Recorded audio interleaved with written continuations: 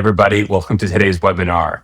Super special guest. Today I'm joined by Kyle McEuen, who is the SVP of Franchise Services at ProfitKeeper, which is a prime pay company. Kyle's been in the industry for almost 20 years. He's a CFE, also a franchisee of Primrose Schools, which is so exciting. Awesome brand.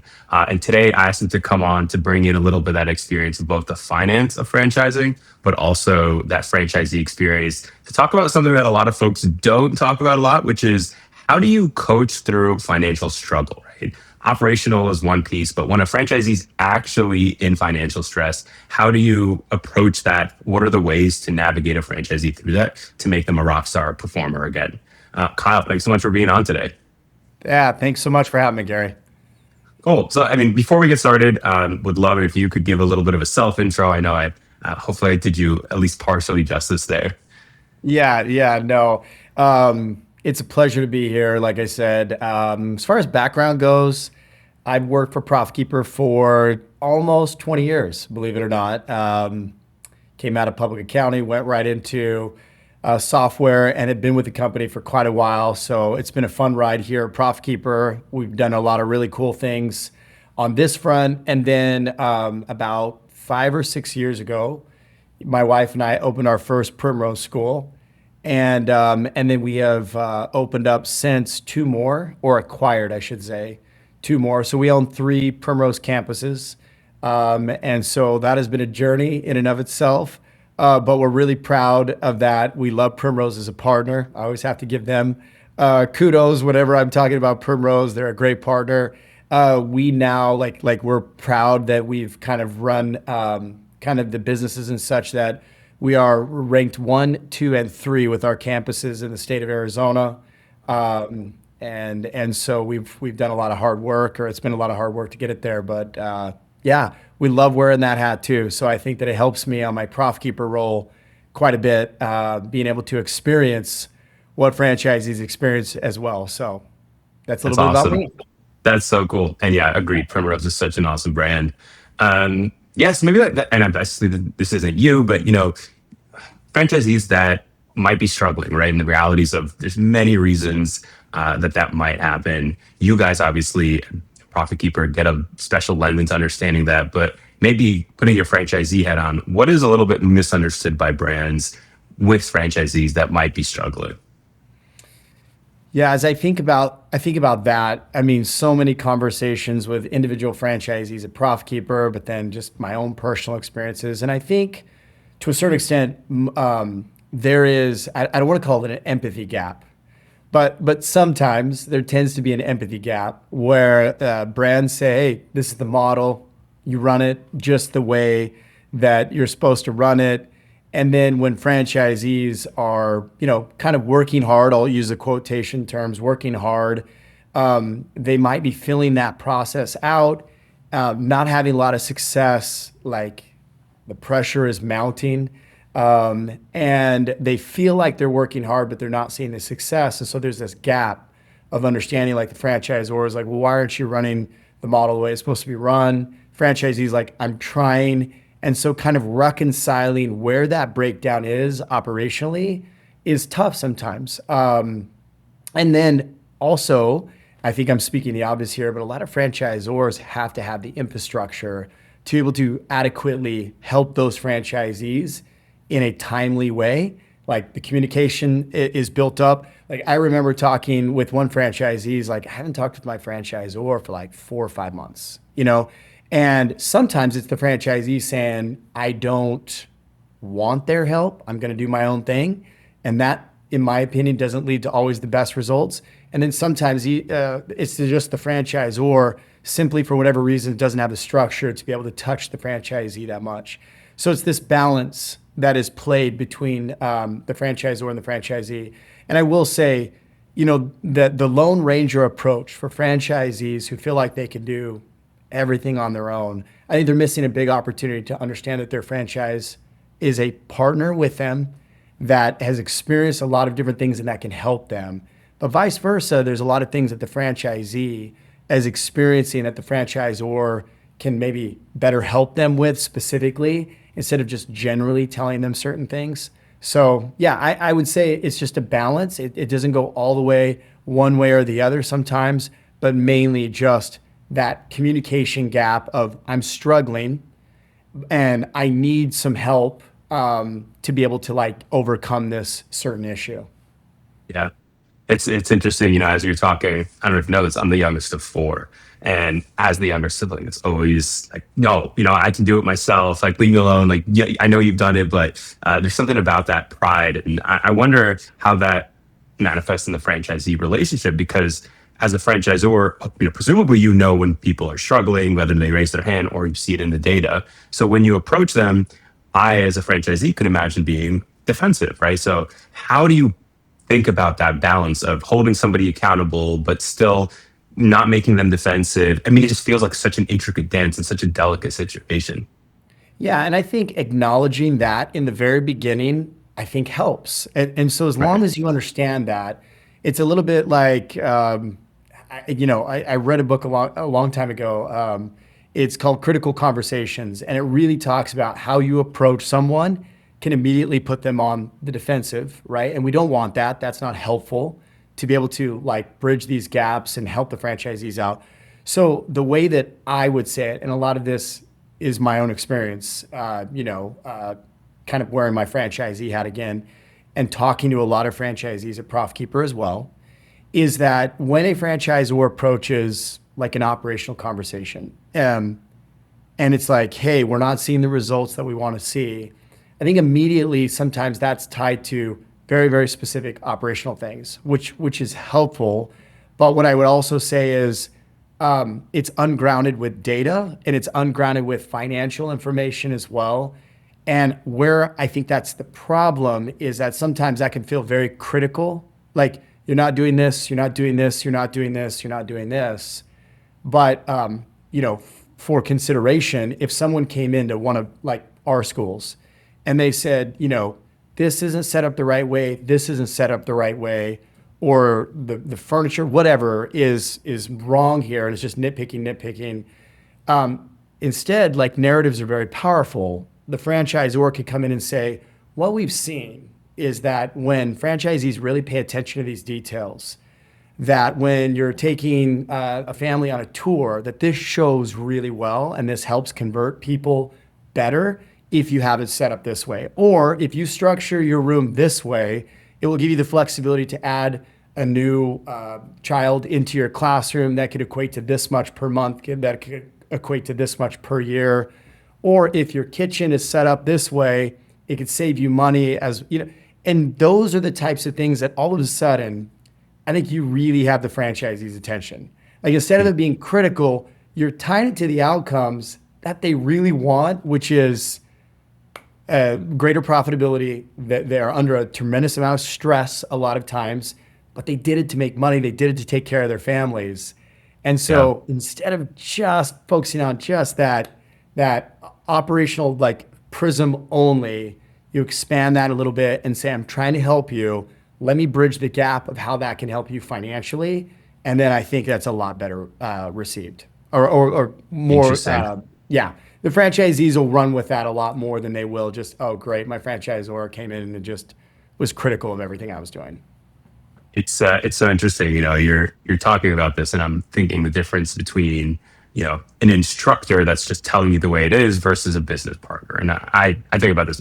I'm a co-founder. My business partner is my best friend, right? And we grew up together, and I love that, and it's awesome. But there's this idea of we can't both be doing the same thing, right? We need to be tackling different parts of the business.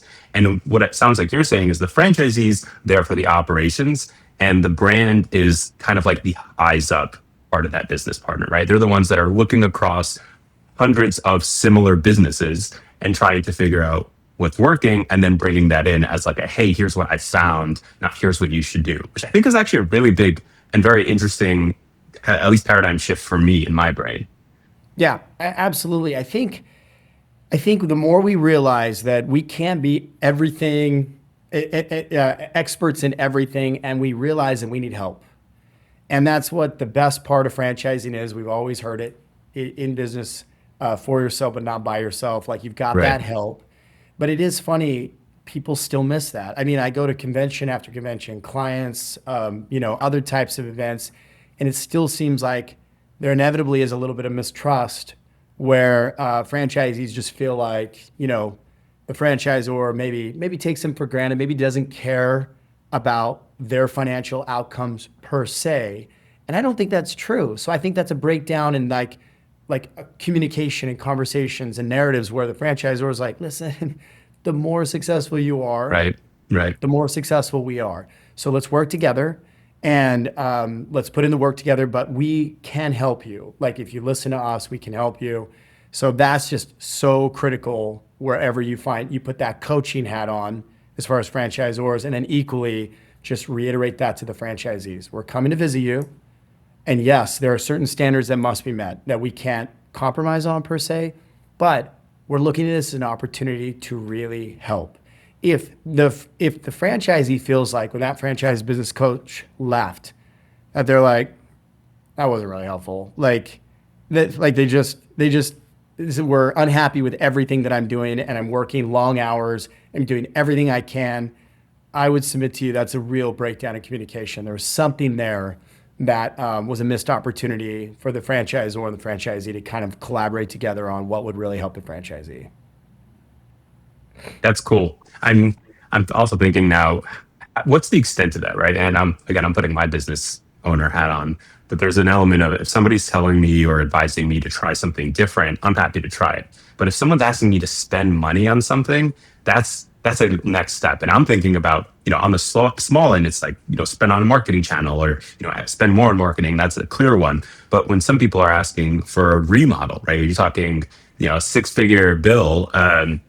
How do you, how do you extend the trust to that level and root it back in franchisee success? And I'm especially curious in, ProfitKeeper, you guys look at the P&L data, the ultimate data, right? How do you think about the marriage between something that's very almost nebulous to a franchisee to a financial outcome? Yeah, that's a really great question. I will say the higher the trust with the franchisor and the franchisee, the easier that is. If a franchisor has successfully implemented some of these programs to really nice and good outcomes, franchisees inherently kind of trust them a little bit more to kind of like, hey, they're doing this for a reason. But once again, I go back to more of the fundamental level. I'm a big believer if you don't speak it, it doesn't exist to someone. Like you have to speak it. And then furthermore, add in, you got to ground it with data. So if a franchisor comes to me and they're like, we're going to require $150,000 investment in whatever that is, a remodel or whatever it is, and they just leave it at that, that's really difficult for a franchisee to say, oh, that's a lot of money for what? And I think that's where the gap in the narrative is. And so once you fill it in with, here's why we're doing this. We found, and we've done research, we've already done, we tested this with 20 franchisees that did that same investment. Here's the average return over the last year because the location is refreshed, it feels good, traffic is increased. Here's the KPIs, here's the financial data. I think it's just so much easier to be able to accept that type of a request from your franchisor. And I'll go back to, again, I'm putting on my ProfitKeeper hat now, and so I'll be a little bit of an advocate for the power of financial data in these types of situations. I think that the big missed opportunity for a lot of franchise business coaches and brands with their strategies on how they help the franchisees is they go on and they focus just on the operations and those types of conversations, and they do not ground it in or with financial information. And so I think that's the big miss. And as I've spoken to a lot of franchise business coaches and franchisors, I think if they're being really honest, one of the breakdowns is that they don't always feel comfortable having those conversations. Like they themselves aren't always familiar with all of the mechanics of a P&L or what levers to pull that could produce this or produce that. And so I just think that that's one area that the franchisors would need to focus on is, helping those franchise business coaches feel comfortable. And when they go into those coaching situations, being able to talk about a P&L, talk about why the operations make a difference to the P&L, And as long as that's happening, I think the franchisees see that as way more help along the path of like their partnership with the franchisor. Interesting.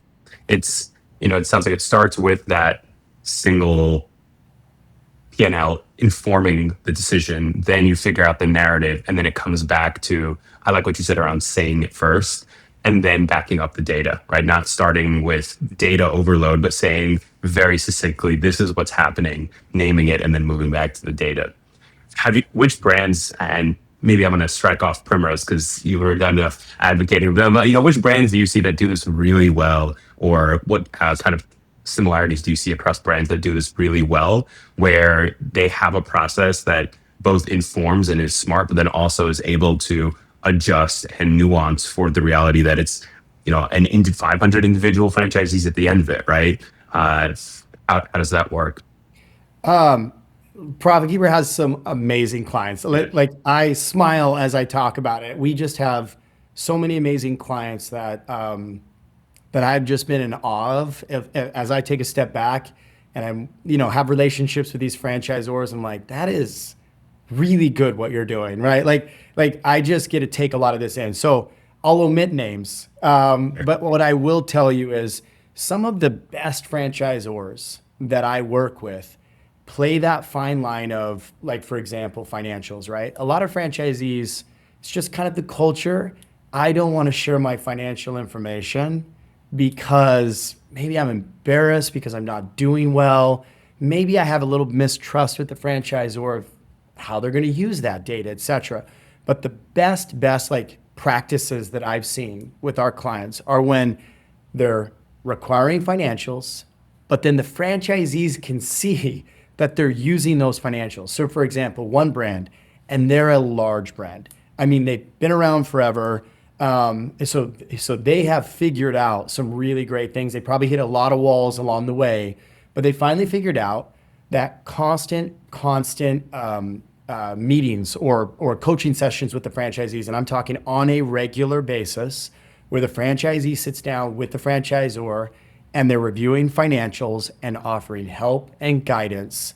That works brilliantly, because then when a franchisee comes for requests or whatever, they know that the franchisor is not there just to collect royalties, right? They kind of care about their bottom line because they're talking about the bottom line.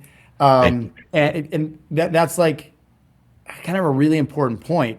You can say you care about a franchisee's bottom line, but if you're never really talking about profitability or reviewing the financials or trying to help them with that, then really, how much do you care? Like that, I kind of say it that way. So this franchisor, they have regular, and I know it was monthly, but they might move to quarterly after monthly after a while. But they are meeting with the franchisees, meeting with those kind of quarterly kind of meetings, and they are talking about financials and operations together. And they are very successful, and they have a lot of franchisees. And so I just look at that as like, if they're doing that and that's their outcomes, I think that's what really everybody should work towards, regardless of the politics. And I know there's a lot, like some franchisors like, hey, I haven't collected financials before. It's not my culture. And I just often kind of reflect on that, and I'm like, yeah, but like if you require that information, you're telling them inherently that it's valuable to you. And as long as you're using it, because if you don't use it, then their franchisees just feel like it's a check the box, then you can work to those really like amazing outcomes together, or at least get ahead of it way before it's a problem.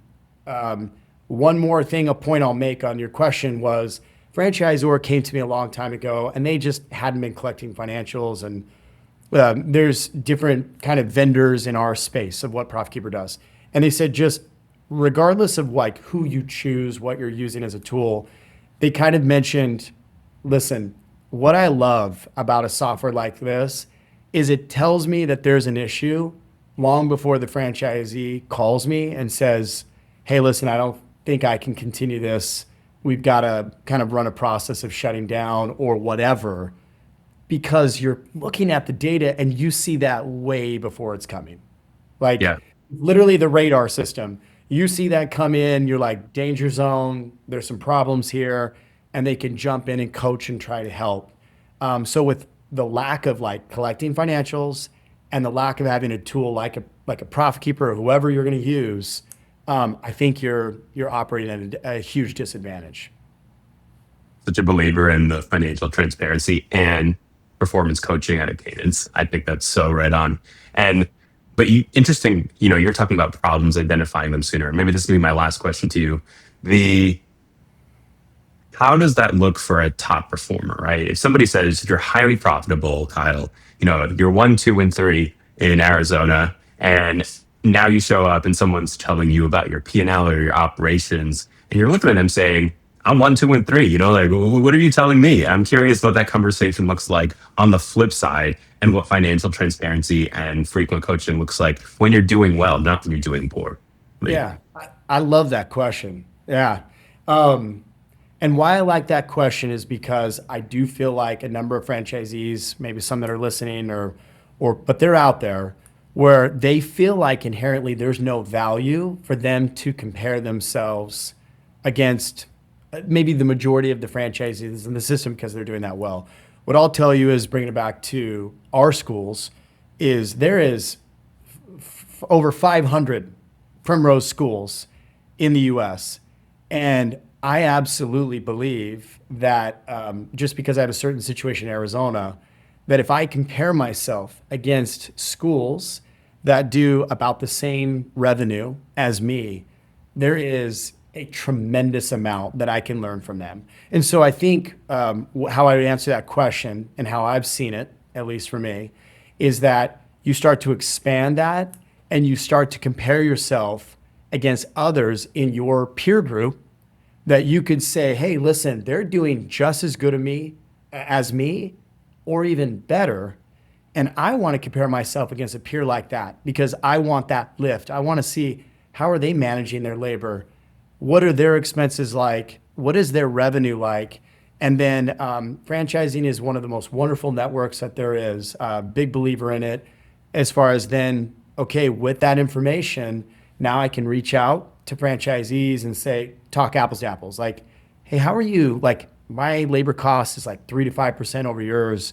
I see we're doing about the same amount of revenue. Is it as simple as, you've got a different wage rate than me in a different state? Or are there some things that you're doing, tactics, some practices that you're in that I could emulate? And when you're open to that, I call it being open to a new space of possibilities. There's some amazing things that can happen. As opposed to you're closed and you're like, I'm doing as good as I can. There's no way I could do better. Like no one can tell me that I can do better. I can't learn anything from anyone. And I look at that as that's kind of sad. To me, that's weak and that's ineffective. To me, you can always learn from others, especially who have the outcomes that you're looking to produce maybe someday.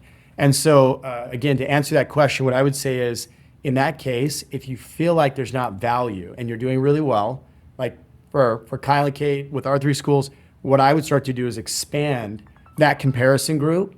And I would start to say, hey, who else in our system does kind of what I do or is in that same area? And ProfitKeeper can help you do this too with the way that we do benchmarking. But I'm going to start to benchmark myself against them. Love that. This idea, even if you're number 1, you have something to learn from the other top 10, right? If that's how you're drawing the charge, when you're saying that it extends to hundreds. Absolutely. Kyle, this was awesome. Always our last question. If people have follow-ups or people want to get in touch with you, what's the best way to do that?